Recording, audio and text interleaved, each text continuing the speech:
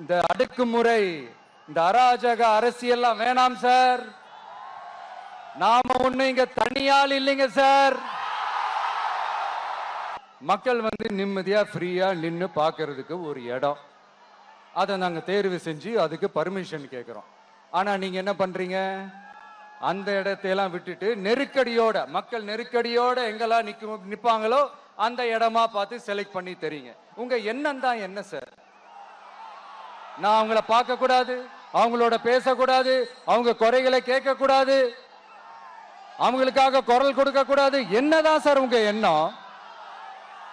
சரிங்க சார், ஒரு அரசியல் தலைவன் அப்படின்றதெல்லாம் மறந்துருங்க.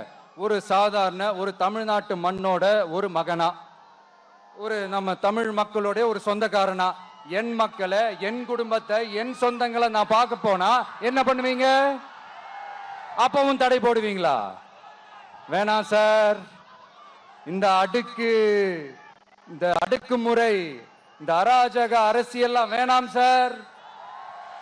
நாம ஒண்ணு இங்க தனியால் இல்லைங்க சார். மாபெரும் மக்கள் சக்தியோட பிரதிநிதிங்க சார். மாபெரும் பெண்கள் சக்தியோட சகோதரன் சார். மாபெரும் இளைஞர் இயக்கமா இருக்கிறோம் சார். மறுபடியும் சொல்றேன், 2026 ரெண்டு பேருக்கு நடுவுல தான் போட்டியே. ஒண்ணு இன்னொன்னு